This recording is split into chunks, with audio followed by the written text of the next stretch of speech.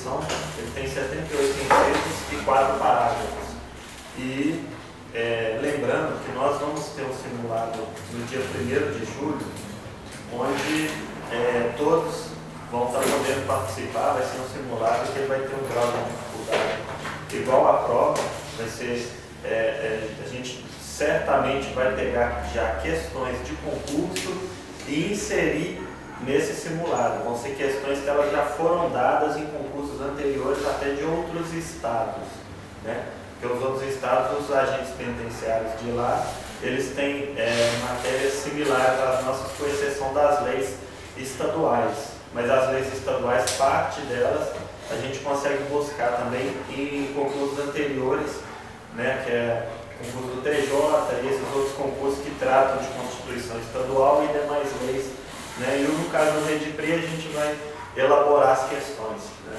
Vai ter português, vai ter informática, só não vai ter redação, né? A redação, o subsecretário deu uma entrevista no dia 6 desse mês, na Folha Dirigida, né? É um jornal que trata de concursos. E lá ele falou que vai haver redação, né? Então a gente vai estar depois disponibilizando. O Vanderlei ele já dava aula de redação aqui nessa escola. Então a tendência é ele fazer um vídeo e estar disponibilizando para vocês. Outra coisa também é o seguinte, depois vocês pegam, tragam para a gente pendrive ou CD, para a gente disponibilizar para vocês vídeos ou áudio dessas aulas que estão tendo, porque isso vai facilitar na compreensão, né? Você assistindo ela aqui, vendo ela depois uma outra vez, facilita no processo de memorização e até entendimento dos dispositivos legais. Olha, aproveitando, a gente está conversando agora mesmo. Sim. A gente está observando o seguinte, que quando disponibiliza na internet a todo mundo, eu estou vendo que está havendo uma má vontade de certas pessoas estarem. Deveria estar aqui, entendeu? E às vezes a pessoa, não, tá lá, vou lá e clico e tal. Ela está até comentando, se tivesse um jeito que fosse mais fechado isso, por exemplo, você vai disponibilizar e você tem que pegar, é interessante. Você vai divulgar um pedacinho só lá, mostrando que você tem a aula. Mas se você deixar direto, o cara vai estudar em casa e não vai vir aqui. O bom seria se todos pudessem estar conosco aqui, né? Mas às vezes tem gente de outras cidades, né, também, dos interiores também, que a gente está tentando atingir, né? Mas nessa perspectiva aí, se a gente restringir muito, acaba que o pessoal dos interiores eles ficam numa situação difícil. Tem lugar que às vezes vai ter concurso, por exemplo, lá em Capim Branco, né? Capim Branco é próximo aqui. Vai ter concurso lá em Frutal. Aí lá, pelo fato do cara não ter cursinho lá, aí o cara ele fica sem, às vezes, condição de estar participando do certame lá na cidade dele. Eu entendo. Mas é interessante, sim, o pessoal estar participando aqui com a gente, né, para a gente estar unido, caminhando junto aí, até porque a gente vai começar a fazer o preparamento físico em conjunto, né? O Arlen já deu início lá na unidade, mas a gente pretende fazer isso todo mundo junto aí, né? Mas, voltando à questão, nós analisamos na primeira aula a historicidade da Constituição. A gente tratou de como é que ela surgiu, né? A gente falou que ela é um documento que vai garantir direitos aos cidadãos daquele determinado território e também ela é um documento que vai cercear o poder do rei, né? O poder soberano. Então, sendo assim, essa Constituição ela é dotada de determinados dispositivos que vão tratar dos direitos dos cidadãos, da forma de governo, vão tratar da questão de como é que esse poder ele vai ser exercido, né? Então, na segunda aula a gente já tratou dos determinados dispositivos da artigo 1º, 2º, 3º e 4º. Sendo que o primeiro, a gente analisou os princípios da República, né? Quais são esses princípios da República? Artigo 1º, é a soberania, a cidadania, a dignidade da pessoa humana, os valores sociais do trabalho da livre iniciativa e o pluralismo político, né? Lembrando que o povo exercia o poder através de plebiscito, referendo ou iniciativa popular, ou então indiretamente através dos parlamentares. O artigo 2 ele trata dos poderes da União, que são 3, né? Quais são os poderes da União? Isso, são os 3 poderes que são independentes, mas eles são harmônicos entre si. No artigo 3, a gente tratou dos objetivos da República, né? A gente trouxe aí, né, a questão de como é que a República vai programar as suas atividades de forma que ela consiga promover o bem-estar de todos, construir uma sociedade livre, justa e solidária e outros incisos que estão descritos no artigo 3. O 4, a gente tratou das relações sociais, as relações do Brasil com os países, né, os demais países aí, a comunidade internacional ou até com organismos, né, com a ONU, com a comunidade europeia. Já no artigo 5º, a gente analisou o CAPT, que traz direitos expressos, e a gente analisou cada um daqueles incisos ali, sendo que a gente parou na parte que trata das associações, né? E a gente trouxe lá que é plena liberdade de associação para fins lícitos, vedada de caráter paramilitar, né? Associar-se que é se reunir para praticar uma atividade. A associação que está descrita no Código Civil é uma pessoa jurídica de direito privado, né? E ela não terá que pedir permissão ao Estado para ser constituída, né? E é vedado a intervenção estatal em seu funcionamento. O próximo inciso seguinte, que é o 19, não é isso? O inciso 19, ele vai dizer o seguinte, que as associações, elas não serão compulsoriamente dissolvidas ou terão suas atividades suspensas, a não ser o seguinte, por sentença judicial transitada em julgado. Então você não vai dissolver uma associação, por exemplo, nós temos uma associação aqui hoje, né? O Estado, ele só vai poder dissolver essa associação se tiver uma sentença judicial com trânsito em julgado. O que é uma sentença judicial com trânsito em julgado? É aquela sentença onde você não pode mais recorrer, né? Você não pode entrar com recurso. Ela já se findou ali, né? Toda a sua o seu andamento processual. Então, elas não poderão ser suspensas também, a não ser através de uma atividade jurisdicional, né? E o próximo inciso, que trata da questão após isso aí, qual que é o próximo? Ninguém poderá ser compelido a associar-se ou permanecer associado. Isso. É a liberdade, a livre determinação da pessoa de filiar-se ou não. Mas isso cabe também para sindicato. O sindicato que está descrito lá no artigo 8 da Constituição Federal, né? Então a pessoa ela tem o direito de filiar-se, permanecer filiada, desfiliar. O próximo inciso, ele vai tratar da questão da seguinte forma. Esse dispositivo aí, ele vai nos trazer que as associações, elas só poderão entrar com uma determinada ação, representar o seu filiado, quando expressamente autorizadas. Então, se uma associação não for autorizada, através de uma procuração, ela não pode impetrar um mandado de segurança coletivo. Exemplo, vocês passaram no concurso, e aí, após vocês passarem no concurso, após vocês tomarem posse, aí o governo ele extingue o ADE, o adicional desempenho. Nesse sentido aí, considera-se que você tem um direito adquirido. Por quê? Porque quando você tomou posse, ele estava em vigência ainda, né? Então, sendo assim, uma associação, preenchidos os requisitos, ela pode entrar com ação com mandado de segurança coletivo em prol desses filiados aí, né? Isso é uma prerrogativa que ela tem, mas desde que seja autorizado através de uma procuração, né? Então, as associações, quando expressamente autorizadas, têm legitimidade para representar os seus filiados, judicial ou extrajudicialmente. O próximo inciso, ele trata da plena...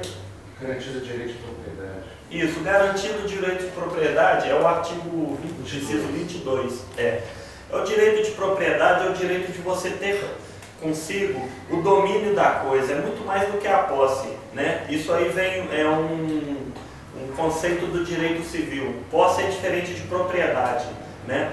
O caseiro, ele tem a posse, quem está de aluguel também, ele tem a posse, ele tem o direito de reivindicar essa posse através de uma ação, né? Ah, ele perdeu a posse ali, ele foi violado ali o seu direito de posse, ele tem direito de entrar com uma ação, mesmo não sendo proprietário, né? Agora, a propriedade, ela garante os direitos de você usar, gozar, dispor e reivindicar, né? Isso aí é conceito de direito civil, onde a gente não vai estar entrando, né, muito. Agora, o próximo inciso, né, a propriedade atenderá à sua função social, não é isso?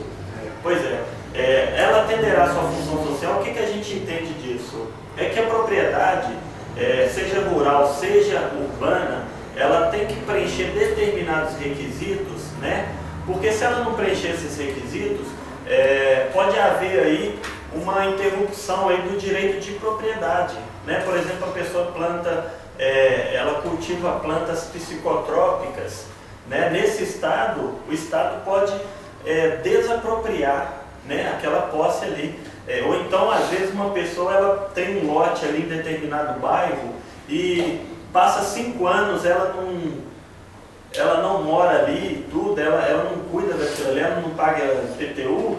O que vai acontecer? Alguém invadindo ali, após 5 anos ali, a pessoa vai ter o direito de pleitear o uso capião, que é o quê? A pessoa vai morar ali dentro ali, por quê? Porque a propriedade, ela não atendeu a sua função social, né?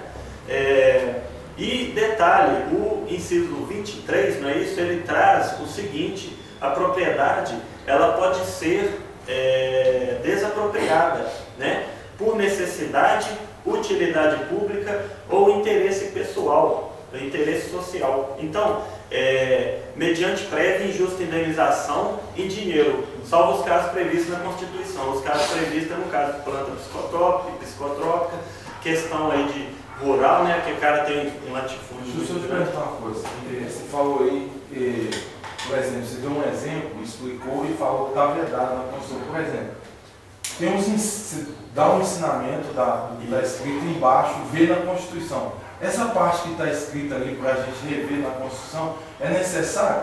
Não, porque... É a lei crua só? Não... É a lei crua mesmo. Só essa dúvida. Então... no caso, o direito da propriedade não é pleno, certo?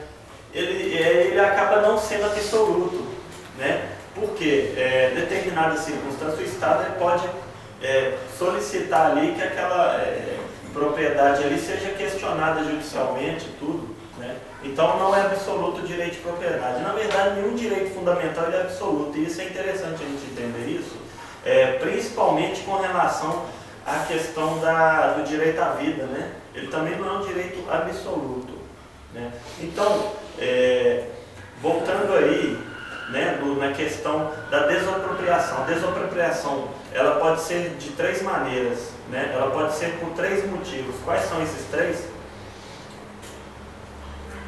A desapropriação judicial. Por necessidade, utilização pública, utilidade pública ou interesse social. Necessidade, utilidade pública ou interesse social, mediante justa e prévia indenização em dinheiro, né? Não é em precatório não, em dinheiro mesmo. O próximo inciso, ele vai dizer o seguinte, que no caso de iminente perigo público, a autoridade ela pode utilizar uma propriedade, né, para ali socorrer aquelas pessoas que estão em perigo, né? Cabendo indenização ulterior caso haja algum dano, né? Se tiver algum dano ali, você está utilizando ali uma casa para você apagar um incêndio na casa seguinte, né? Ali você está utilizando aquela casa porque houve um perigo atual, né? Nesse caso não é nem iminente, esse caso é atual. Por quê? Porque está acontecendo. A diferença de iminente para atual, iminente é o que está por vir, atual é o que já está presente, né? Então, a pessoa ela pode utilizar esses bens nesses casos aí, né? O próximo inciso ele vai tratar da questão da propriedade rural trabalhada pela família. Traz aí. 6. A pequena propriedade rural, assim definida em lei, desde que trabalhada pela família, não será objeto de penhora para pagamento de débitos decorrentes de sua atividade produtiva, dispondo a lei sobre os meios de financiar o seu desenvolvimento. Essa penhora aí, né? Penhorar, né? Você vai lá, a pessoa ela deve um dinheiro, né? Ela pegou emprestado aí uns 50 mil e deu como garantia, às vezes, né? Ela deu como garantia a sua residência.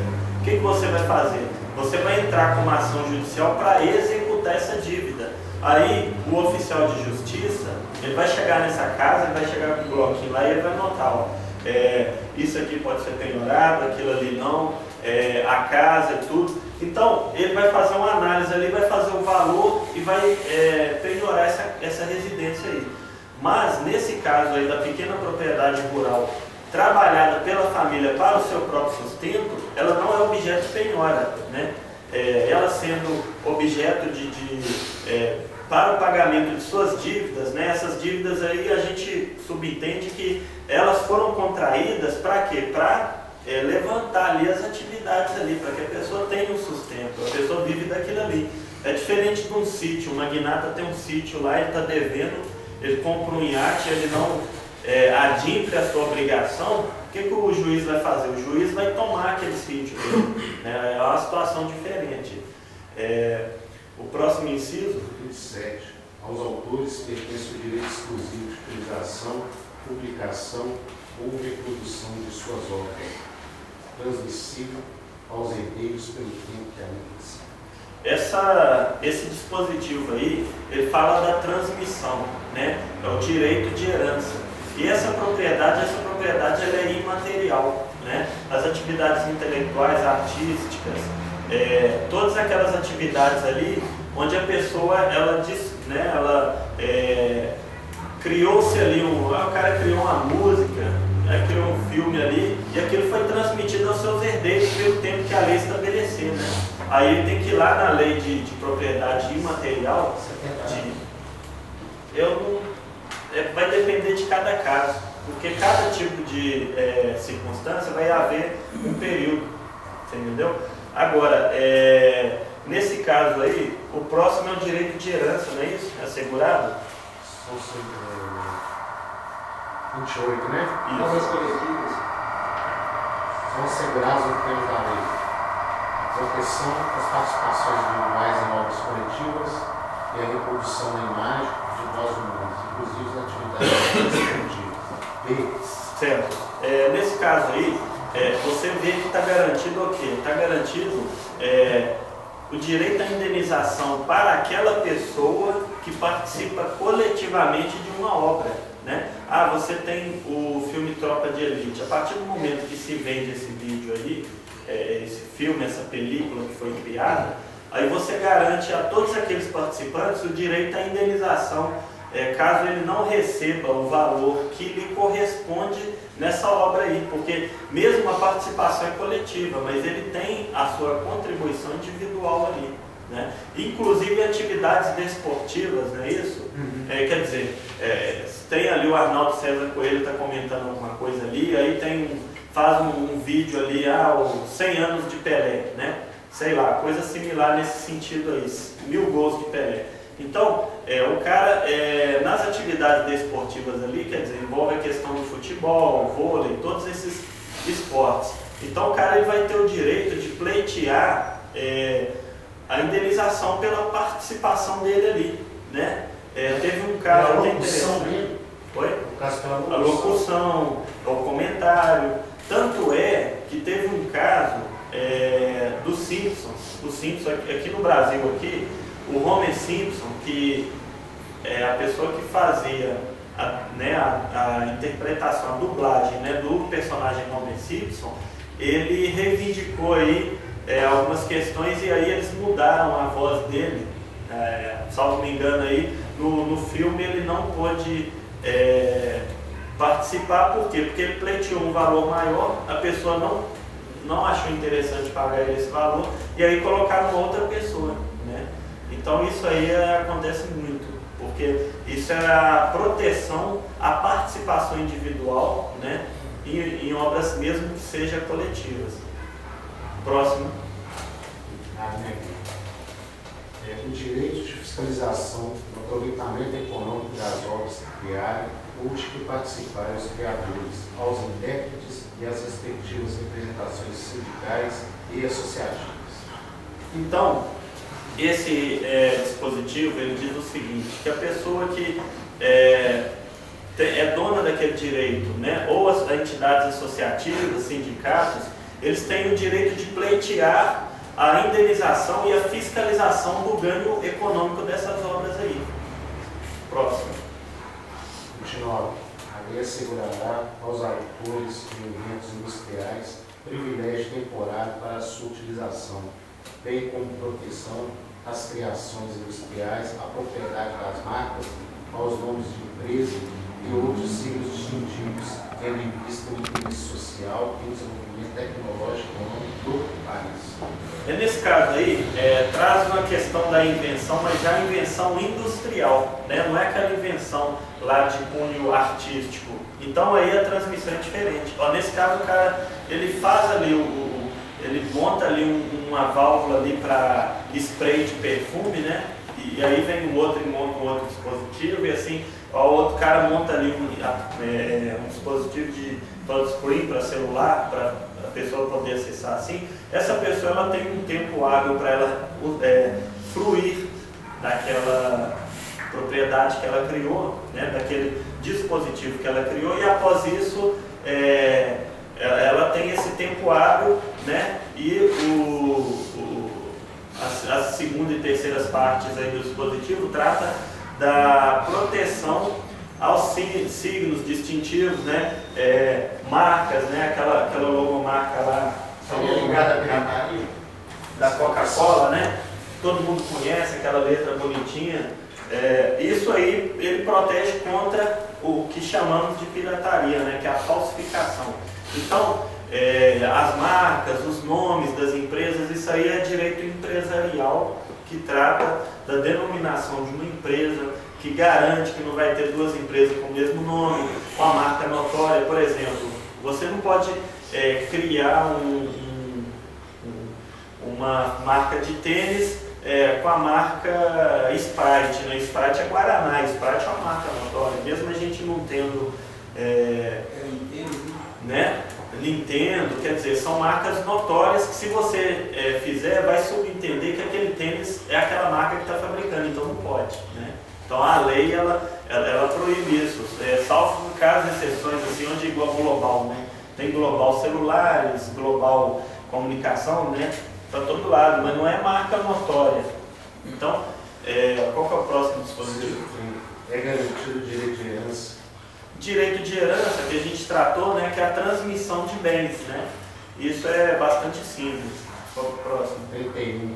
A sucessão de bens de estrangeiros situados no país será regulada pela lei brasileira em benefício do cônjuge ou dos filhos brasileiros, sempre que não lhe seja mais favorável a lei pessoal de cujos.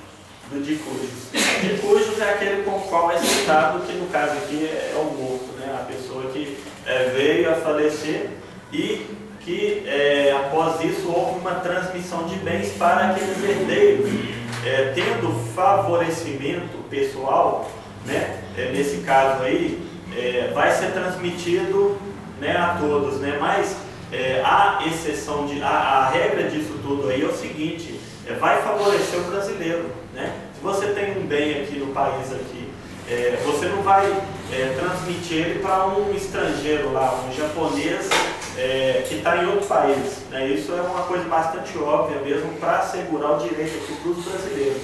Então essa transmissão, em regra, ela vai favorecer o quê? Ela vai favorecer os brasileiros, né? E a exceção se houver questões pessoais aí, não é isso? Pode passar para o próximo. 32.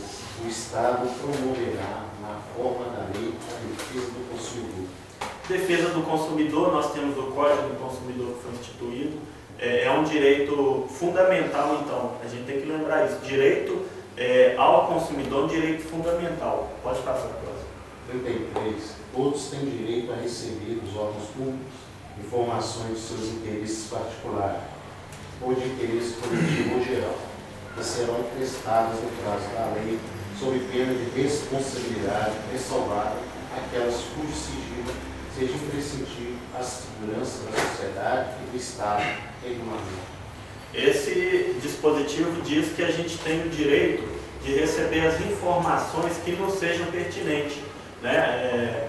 Uma pessoa que mora ali, ela tem que saber quando é que vai ser fechada aquela rua para fazer um evento, coisas desse tipo. A pessoa vai na autoridade e a autoridade vai informar ela. A gente tem o direito de saber quanto é que o Congresso Nacional gasta e tudo, a não ser quando isso for afetar diretamente a segurança do Estado, né? For colocar em risco alguém, os interesses da sociedade. Um caso interessante é o do questão dos cartões corporativos. Vocês devem ter acompanhado aí o presidente anterior, né? O Lula, ele teve problema com essa questão aí, que ele repassou para os ministros, eles gastaram, teve um gasto exacerbado. Então, todos os ministros depois foram sujeitos a um controle, com exceção dos seguranças do Lula, porque ele falou que a sociedade não poderia saber o quanto que os seus seguranças gastavam, porque isso colocava em risco a segurança dele. E aí acabou que ninguém ficou sabendo mesmo, então é esse inciso que encaixa esse fato que eu trouxe. Nesse inciso cabe a publicidade? A publicidade não como direito absoluto, relativamente conforme a circunstância. 34. São a todos assegurados, independentemente do pagamento de taxas. Linha A. O direito de petição aos poderes públicos em defesa de direitos ou contra a ilegalidade ou abuso de poder. A linha B.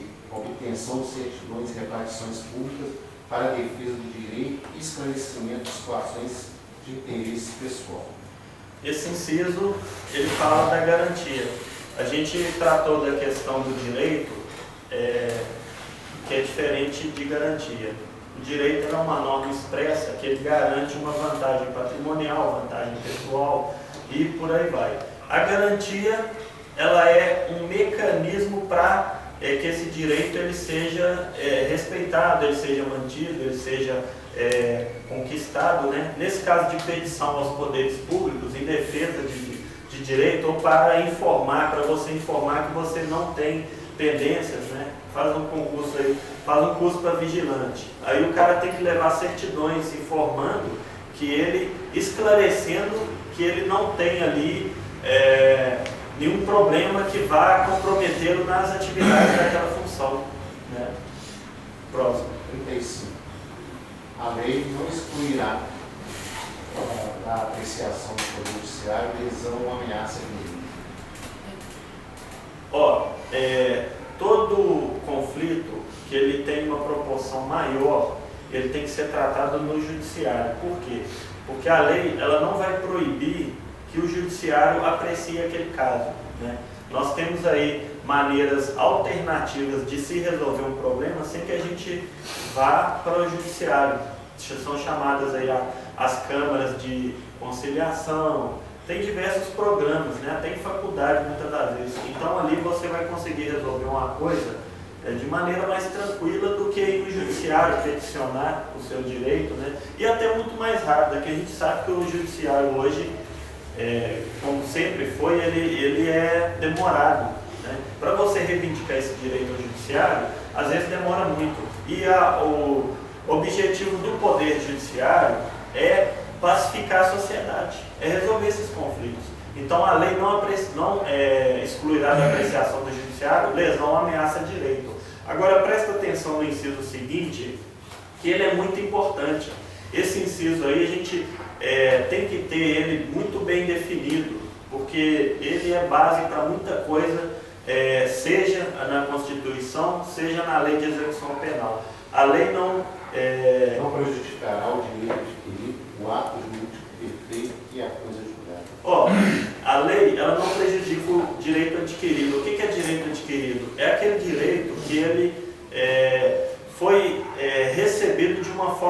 lícita, seja uma transmissão de herança, seja um direito, por exemplo, aí de quinquênio, né? O direito adquirido daquele pessoal que tem um quinquênio, ele não vai ser excluído, né? Por que que não vai ser? Porque é um direito adquirido, né? Após 2003, o governo ele extinguiu e instituiu o ADR.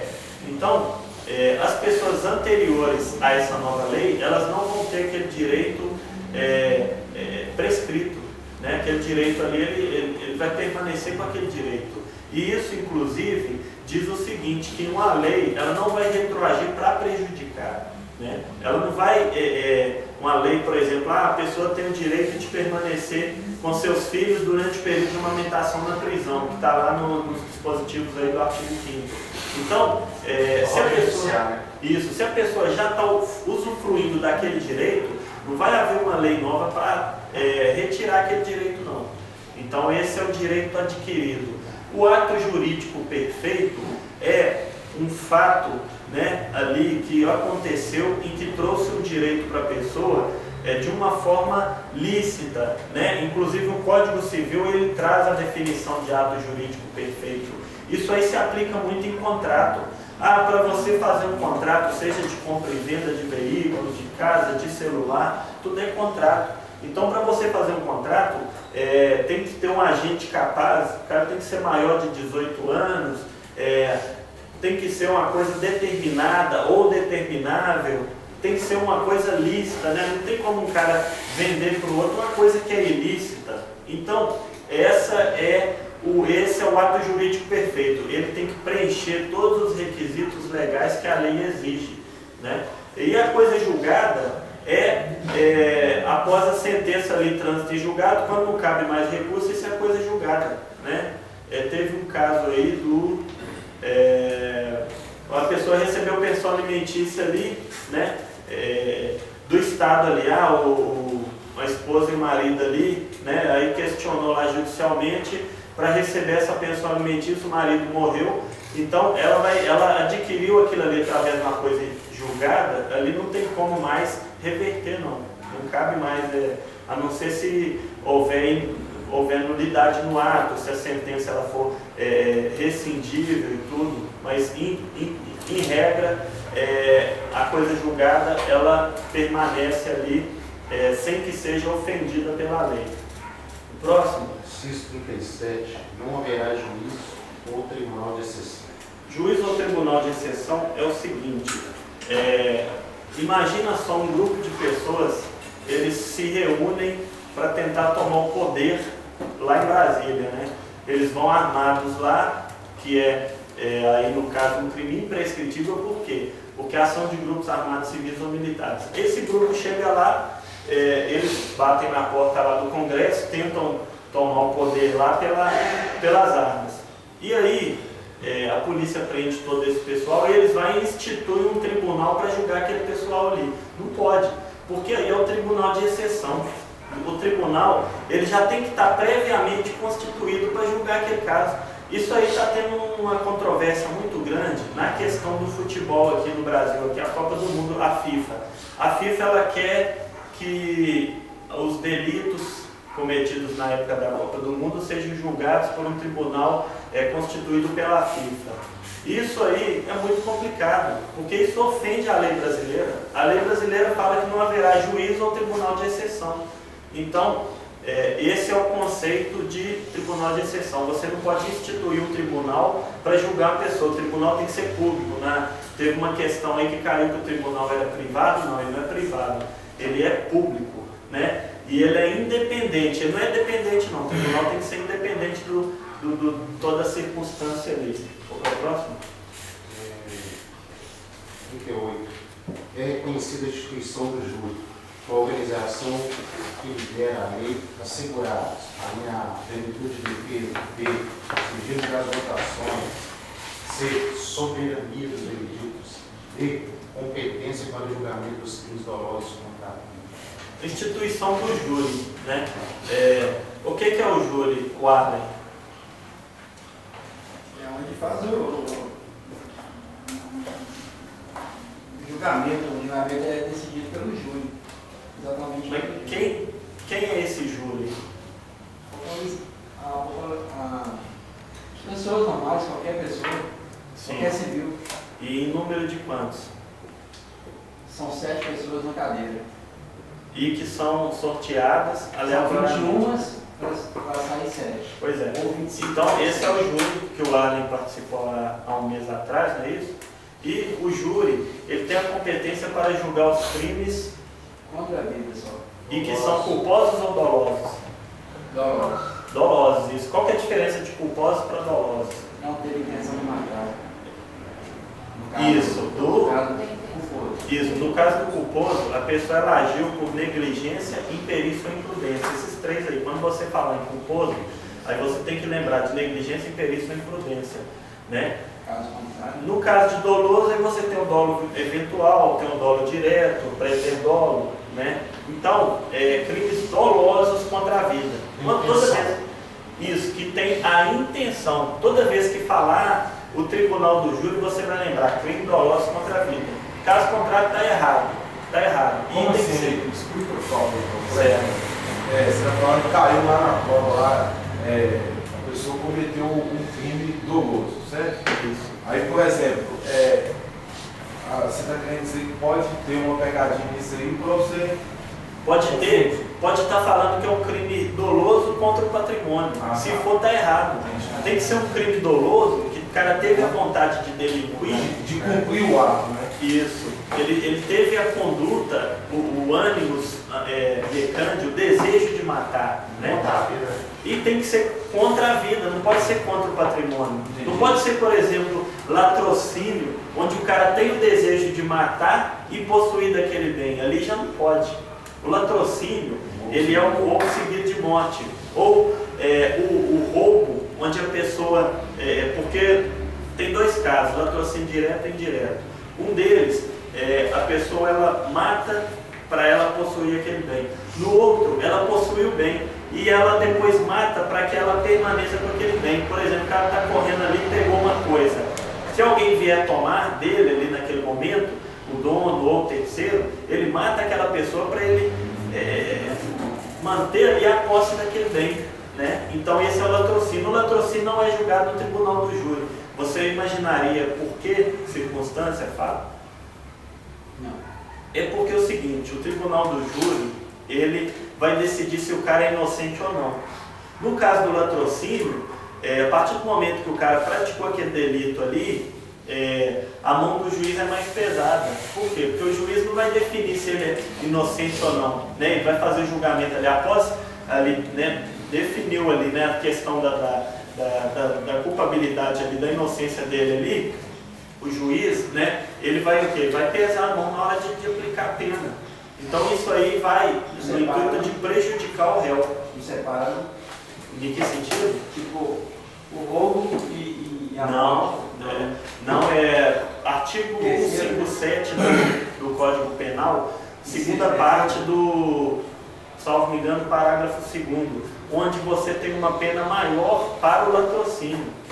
Entendeu? E Você não não vai separa, agir. não. Tem crimes que você julga ele com penas em conjunto, outros em separado. E ele não vai agir. Não, não. Latrocínio não. O cara cometeu latrocínio ali, ele vai para o juiz singular. Entendeu? Aí, no caso, é grave ameaça ou violência à pessoa. Isso tem que ser doloso. Se é doloso, aí ele preenche esse requisito aí, porque ele é contra a vida. Próximo.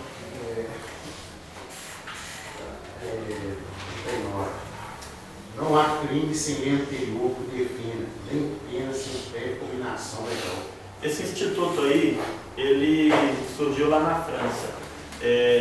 No crime, numa pena sine lege, não há crime sem lei anterior que o defina, nem pena sem prévia condenação legal. No artigo 2 da Constituição fala também, ninguém é obrigado a fazer ou deixar de fazer alguma coisa, senão em virtude de lei. Então isso diz o seguinte, que as regras elas têm que ser muito bem definidas. O jogo, para você julgar o jogo, ele tem que estar ali com regras, né? Futebol, por exemplo. Você não pode julgar um futebol sem saber quais são as regras daquele campeonato ali.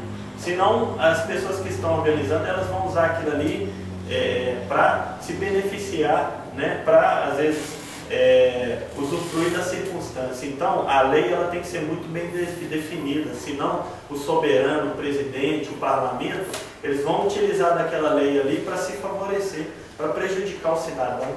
Né? Muitas das vezes tem certas leis aí que elas têm lacuna, então a pessoa já em si já utiliza a lei para se beneficiar, porque a lei ela não é muito clara. Né? O problema aí do porte de arma dos agentes, né? Que na lei anterior, não é essa que está, né, no Senado aí, mas a lei anterior, a que trata da questão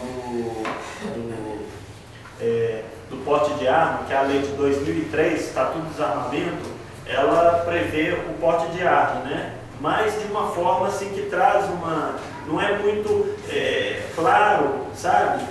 Se é em serviço, se não é em serviço, essa lei aí ela é esdrúxula, né? Ela não traz uma concepção objetiva e isso tem trazido muito problema, né? Isso tem trazido, essa regra do jogo não foi bem explícita. Então tá aí, ó, a lei ela só vai trazer uma pena se ela for previamente descrita. Teve um caso lá da Alemanha, onde um cara, ele canibal, né? Ele entrou em contato aí na rede, na internet, e ele conseguiu contactar com algumas pessoas, e ele falou, eu sou canibal. Aí teve um cara que falou, não, então eu vou aí, você vai me devorar. Coisa muito sinistra, muito macabra. E não tinha lei para punir esse camarada, porque o ordenamento jurídico da Alemanha, um povo muito civilizado, não tinha isso de canibalismo, né? Então ficou muito difícil de até tipificar qual que seria o crime que esse cara cometeu. Entendeu? Então tem que ser muito bem definida as leis. Próximo. 40. A lei penal não retroagirá. Nós acabamos de falar agora. Só para beneficiar o réu. Se for para beneficiar o réu, se for para ajudar o réu, a lei ela vai retornar. Né? Por exemplo, o pessoal que foi aí punido por adultério. Se o cara foi punido por adultério e deixou-se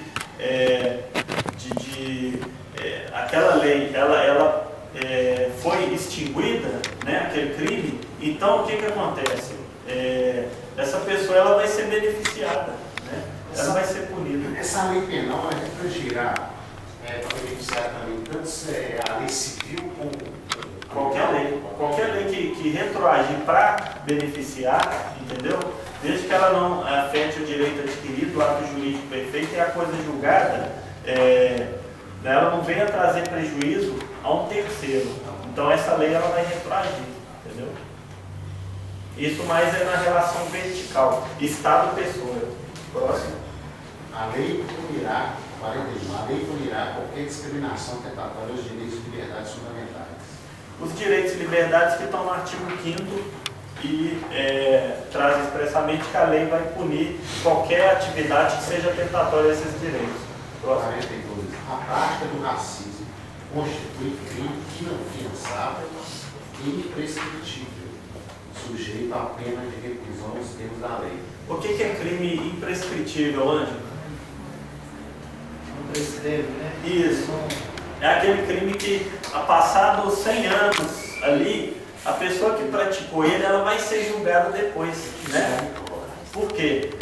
Essa pessoa, vamos supor aí, por exemplo, o homicídio tem um período hábil aí para prescrição, 20 anos. Então, nesse sentido aí, né, o cara cometeu o crime, passado aí 40 anos o cara retorna para o Brasil, ele não vai ser processado, porque o crime prescreveu, é igual dívida, prescreveu, acabou. E a inafiançável, o que seria, o Nunes? Oi? Inafiançável, um crime inafiançável.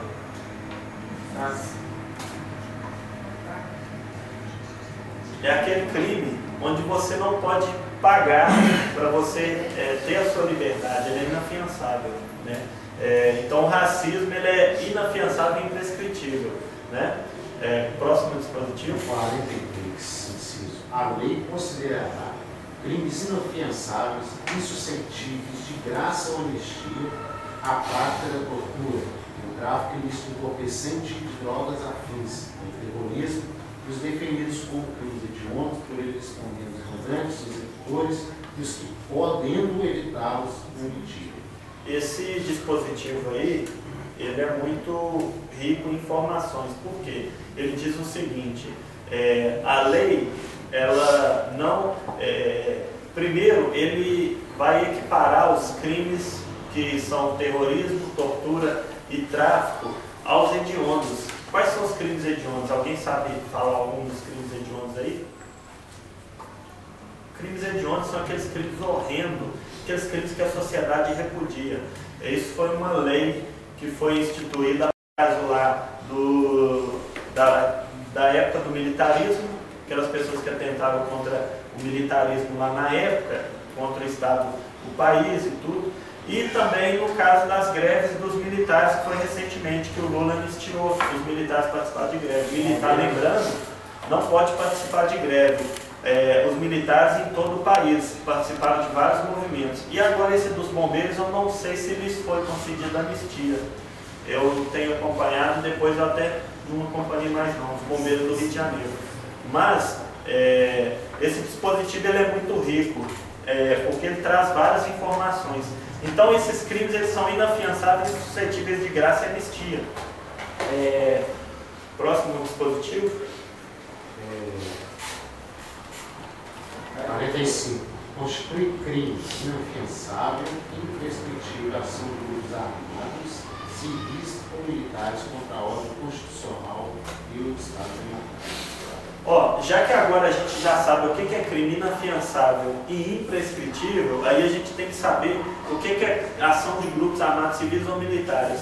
Alguém sabe definir esse dispositivo?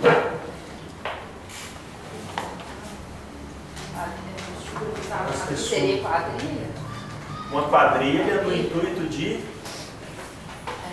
Em caso de roubo, avanço, sequestro, somente se tiver um caráter de atentar contra o Estado Democrático, igual no caso da Dilma, que eles até tem um filme O Que É Isso, Companheiro, onde o pessoal eles sequestraram o embaixador norte-americano no intuito de conceder que o Estado liberasse José Dirceu, que ele foi para Cuba lá, teve uma situação assim.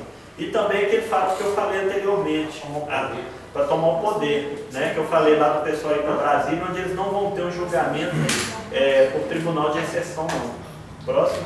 No caso, só ele e o racismo, não é isso, Condor? Isso. São inafiançáveis e imprescritíveis. Isso, que são imprescritíveis, sim. São somente só eles. É importante isso, gente, ficar no prova. Que é inafiançável, tem vários. Tem a tortura, o terrorismo, né? Próximo. Nenhuma pena passará da pessoa condenada, havendo a obrigação de reparar o dano e a decretação do perdimento de bens, seja nos termos da lei, estendidas aos sucessores e contra elas executadas até o limite do valor do patrimônio transferido. Isso aí, esse dispositivo, ele vai nos orientar que a pena ela não passa da pessoa do condenado. No caso de Tiradentes, quando ele foi executado, ele foi enforcado, foi salgada a sua carne, seu corpo foi partido, né, em partes aí iguais, ele foi disposto nas ruas lá daquela cidade lá de Vila Rica lá, né? Então, os seus parentes também perderam posse, perderam propriedade de residência, foram hostilizados, a pena passou nele. E no caso daquelas pessoas, tem um exemplo aí lá no Afeganistão, que a menina, o cara praticou um crime, o que a tribo fez lá? A tribo foi, pegou a menina e estuprou a irmã dele. Foi um julgamento lá as tribos. Lá funciona julgamento através de tribos, é diferente daqui do Brasil, né? Lá é muito antigo essa forma deles de se governar através de tribos, onde tem um governo central, mas as tribos é que resolvem as questões locais. Então isso aí apenas passou do condenado.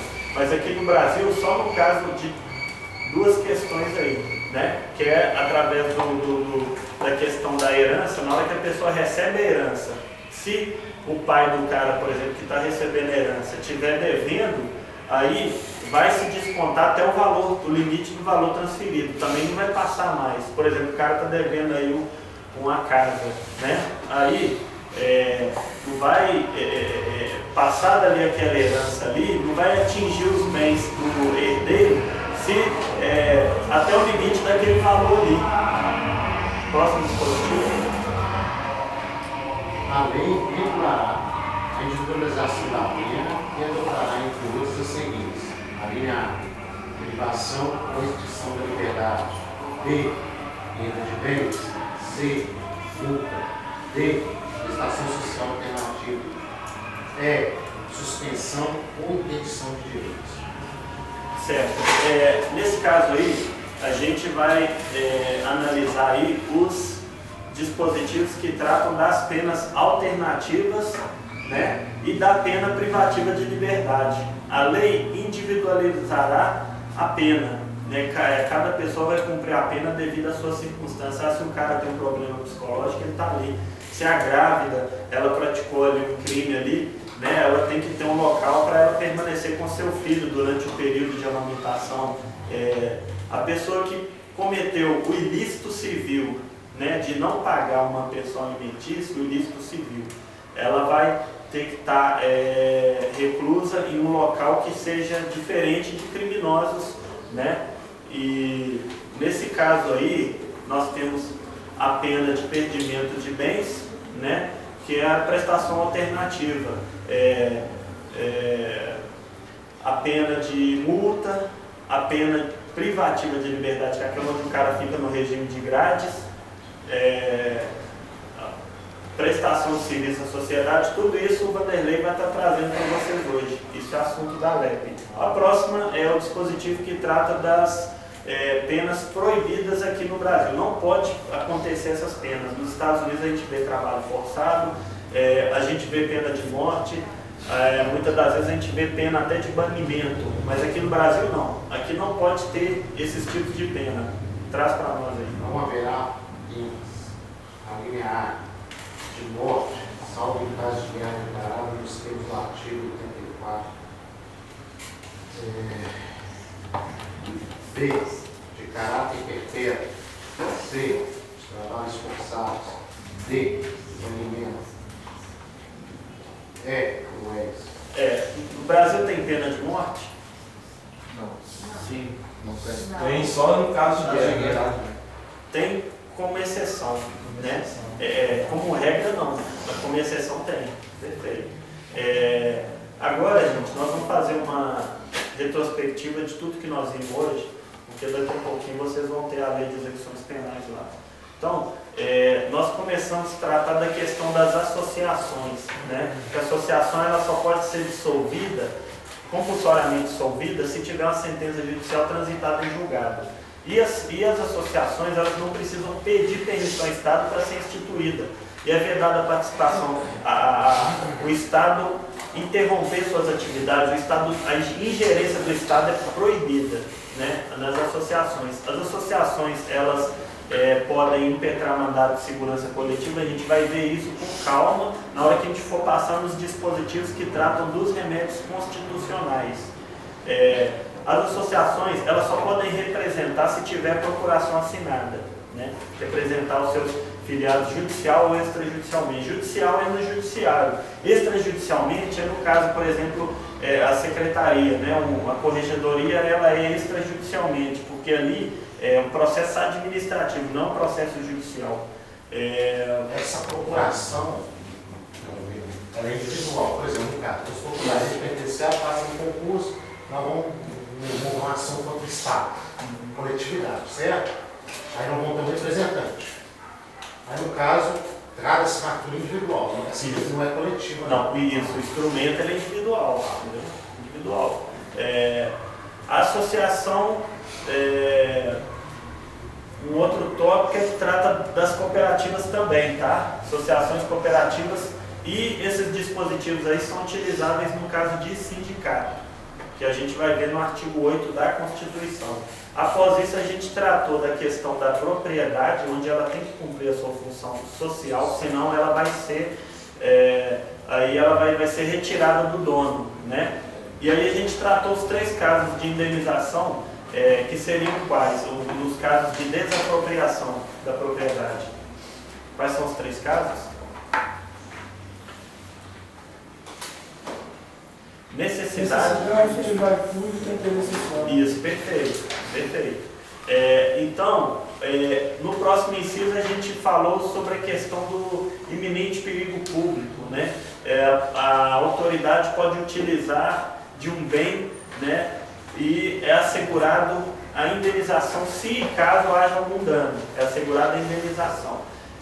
No próximo dispositivo a gente falou a respeito da impenhorabilidade dos patrimônios rurais que são utilizados para a subsistência daquela família. No próximo dispositivo a gente tratou da questão da propriedade imaterial, a sua transmissão aos seus herdeiros pelo tempo que a lei estipular. Falamos da propriedade coletiva, onde há uma garantia às participações individuais em obra coletiva, inclusive aquelas que tenham que sejam desportivas, né? Inclusive a voz, não é isso? Tem a voz aí também. Exatamente. No próximo dispositivo a gente tratou do direito dessas pessoas, no mesmo inciso aí estou falando B, a gente tratou da questão do o direito de fiscalização dessas obras e do aproveitamento econômico por sindicato, associação, pelo intérprete, né? Ou até pelas pessoas que são a própria pessoa que mesmo fez aquela propriedade ali, artística, cultural, científica. E seguido, a gente tratou da questão da invenção industrial, onde assegura às empresas, né, uma proteção ali ao seu nome, signos distintivos, tendo em vista o interesse tecnológico e desenvolvimento social né? Então, quer dizer, isso é a propriedade industrial. Após isso, a gente falou sobre a não exclusão de atividades lesivas, né? O judiciário ele tem que julgar todos os casos que gerem uma lesão a um particular, uma empresa ou até um próprio ente estatal. Falando que a lei não prejudicará o direito adquirido, o ato jurídico perfeito é a coisa julgada. O direito adquirido como uma coisa que foi acrescida ao patrimônio da pessoa que tem esse direito, o ato jurídico perfeito como uma coisa que preenche todos os requisitos legais, e a coisa julgada é aquela coisa que não cabe mais recurso, né? Falamos do tribunal de exceção, não pode haver proibido. No tribunal do júri ele julga crimes dolosos contra a vida. Hediondos não, porque tem crime hediondo que não é contra a vida. O tribunal do júri, só lembrando que ele é soberano, né, para o julgamento, ele é soberano em suas decisões e ele acontece de maneira oculta, as suas votações. Tratamos do inciso 39, onde fala do o racismo, né?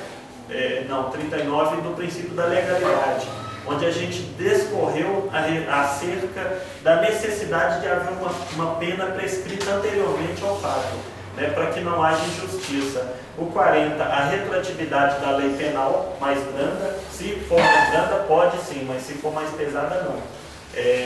41 falando sobre os crimes de racismo, não é isso? Inafiançável e imprescritível, a gente debateu a inafiançabilidade e a imprescritibilidade. 42, não é? 42? A gente falou a respeito da apreciação de 42, que é o racismo, não é isso? 42. Ah, tá. Então, a gente falou que a lei ela vai punir quem atentar contra as suas contra direitos e liberdades inseridos aí no artigo 5º. Logo após a gente vai tratar da questão dos 3 crimes que são equiparados aos crimes hediondos e que são inafiançáveis e insuscetíveis de graça e anistia. Graça como um perdão individual, anistia como um esquecimento do fato, não é isso? Onde o Congresso Nacional é que vai dar esse esquecimento aí, né? Ele é que vai aprovar isso aí, essa anistia. Após isso, a ação de grupos armados ela é imprescritível, a pena não passa da pessoa do condenado, salvo em 2 casos aí, no caso de indenização, perda, né, de bens aí, não pode ultrapassar o valor da herança recebida, a questão das penas previstas no Brasil, né, penas que tem alternativas, tem a pena de grade, né, que é a pena privativa de liberdade, e após isso as penas que são proibidas no país. E fechado isso, gente, eu vou estar passando e-mail para o pessoal para fazer exercício. Quem tiver feito exercício depois, no final da aula de lei de execução penal, me passa que eu vou estar corrigindo, vou estar analisando. Lembrando que é o seguinte, gente, é extremamente importante a pessoa escrever os dispositivos legais ou fazer o exercício através de escrito, porque ela vai passar por um processo de mentalização, né? O cérebro, no hemisfério direito, ele, quando a pessoa começa a escrever, ela começa a ver imagem, é como se fosse uma foto. O cérebro, ele fotografa ali aquela coisa, e aquilo fica na mente. Então a pessoa, além dela entender o dispositivo, ela também vai gravar o dispositivo. Isso é extremamente importante. O nosso cérebro, ele é formado por nervos, né, músculos. Então, se você não movimenta esse cérebro, a tendência é ele ficar mais lento, ele não ter uma capacidade rápida de raciocínio, de articulação. Então, nós temos que escrever, né, os médicos, eles têm aquela letra feita e tem que escrever. Mas por que tem que escrever? Porque tem que guardar muito nome de coisa, nome de parte do corpo, medicamento e tudo isso aí. Eu fiz o exercício e enviei para você, eu vou fazer de novo. Perfeito. Eu peço... Só um minutinho, Paulo. Qual que é o e-mail que eu entro para ver esse exercício? O exercício? Eu vou te dar um e-mail, aí você me você fala como você vai receber o exercício. Por exemplo, na verdade, tem a aula, não é isso? Aí você coloca a aula lá no blog. Isso. E qual que é? Aí o blog, eu vou te passar o endereço, e o exercício, você vai me mandar o e-mail e eu vou te mandar o exercício. Tá, meu e-mail. Isso, toda semana eu vou estar mandando exercícios. Quantos exercícios você já fez já, Kátia? Kelly. Foram 3 já. 3, né? Meus parabéns. Porque me mandou, porque eu faltei, né? Isso. Aula, eu te pedi, você não foi. Perfeito. Então, gente, vocês vão mandar para mim e-mail, eu vou receber exercícios seus. É interessante vocês fazerem por e-mail, mas é interessante escrever também. É um processo de cognição, para a pessoa ela receber a informação e ela gravar o dispositivo legal, tá? No mais é isso aí, pessoal.